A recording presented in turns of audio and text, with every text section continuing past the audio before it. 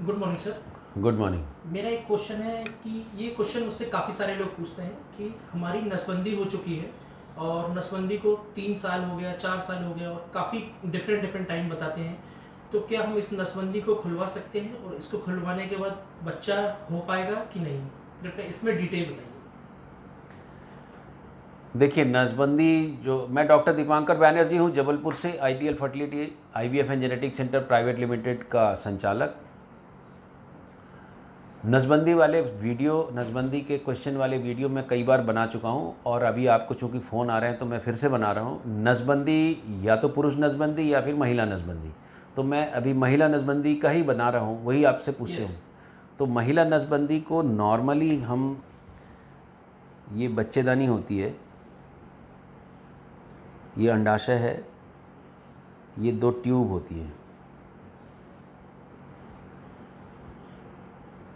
इस अंडाशय से एक अंडा निकल के इस ट्यूब में जाता है, ये योनि है। इस योनि से स्पर्म जाके इस अंडे से मिलता है, ये दोनों भ्रूण बनाते हैं यहाँ पर बच्चेदानी की नलियों में। फिर इन नलियों में हरकत होती है, उस हरकत से इस भ्रूण को भीतर बच्चेदानी भेज दिया जाता है। यहाँ बढ़ता और पनपता है, तो एक साधारण गर्भधारण होता है। तो साधारण गर्भधारण होने के लिए इस अंडे का और इस शुक्राणु का, मतलब दोनों बीज का मिलना बहुत ज़रूरी है। इसको फर्टिलाइजेशन बोलते हैं। जब बच्चे नहीं चाहिए करके कोई परमानेंट मेथड अपनाया जाए, तो गर्भ निरोध का एक परमानेंट मेथड होता है कि हम इस जगह को ख़राब कर दें, डिस्ट्रॉय कर दें, काट दें। तो चूंकि यहाँ पर ये ब्लॉक लग गया, यहाँ ये ब्लॉक लग गया, तो ये अंडे और स्पर्म का मिलन नहीं होता, तो उसको हम फिर बोलते हैं कि ये ट्यूबेक्टमी हो गई। ट्यूबेक्टमी मतलब नसबंदी।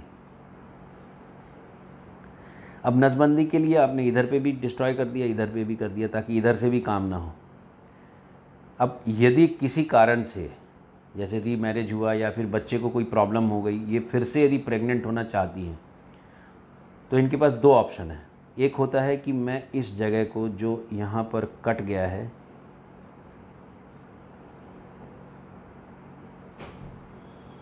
इनको जोड़ूं,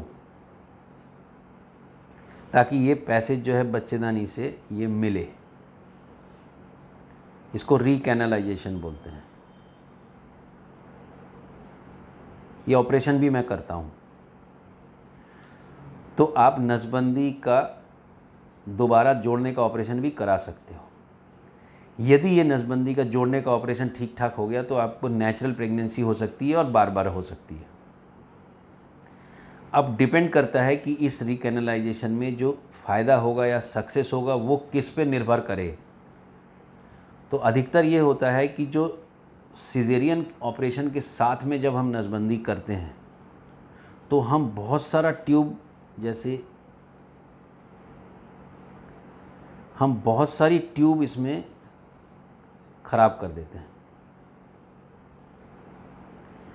तो जब ये 6 सेंटीमीटर से, नॉर्मली ट्यूब 10 सेंटीमीटर की होती है, जब ये 6 सेंटीमीटर के भी कम हो जाती है, तो इस ट्यूब को आप जोड़ भी देंगे तो इसका कोई फ़ायदा नहीं होता बहुत ज़्यादा।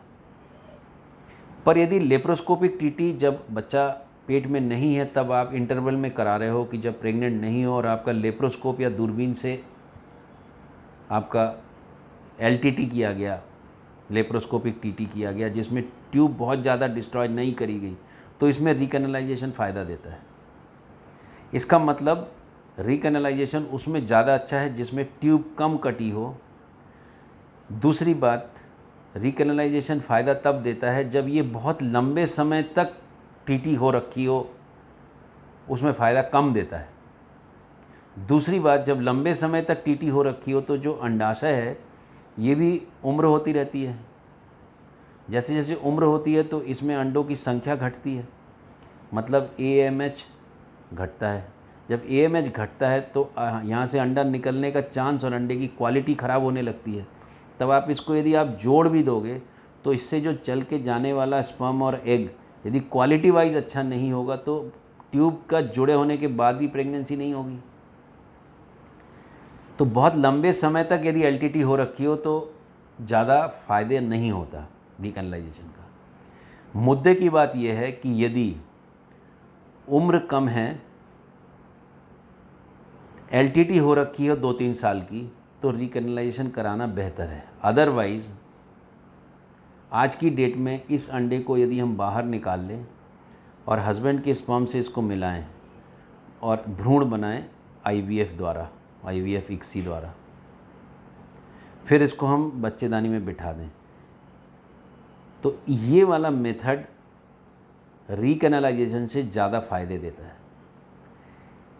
जितना लेट होंगे उतना आईवीएफ में भी सक्सेस रेट कम होगा। तो जो आपसे रिकैनालाइजेशन का नसबंदी का पूछते हैं, तो नसबंदी का किस टाइप का है, कितने दिन का है, वो मैं देख के ही बता सकता हूँ। कई बार मैं नसबंदी को रिकैनालाइजेशन जोड़ने का ऑपरेशन बोलता हूँ करने, पर कई बार मैं उसमें आईवीएफ ज़्यादा बोलता हूँ। आईवीएफ का हो सकता सब कोई अफोर्ड नहीं कर पाए, पर ज़रूरी नहीं कि अफोर्ड नहीं कर सकते तो आप नसबंदी का जोड़ने का ऑपरेशन करा लें, भले ही उसमें बहुत अच्छे रिजल्ट की संभावना ना हो।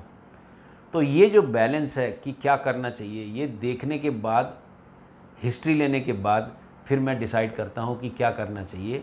बट पर्सनली यदि आप पूछेंगे तो मैं प्रो आईवीएफ हूँ, मतलब मैं टेस्ट ट्यूब बेबी ज़्यादा करने के पक्ष में रहूँगा, ताकि प्रेगनेंसी जल्दी से जल्दी हो सके, जितना उसके पास अंडों का रिज़र्व है। आशा है ये क्वेश्चन आपको सेटिस्फाई कर रहा हो। यस। सुनने के लिए बहुत बहुत धन्यवाद।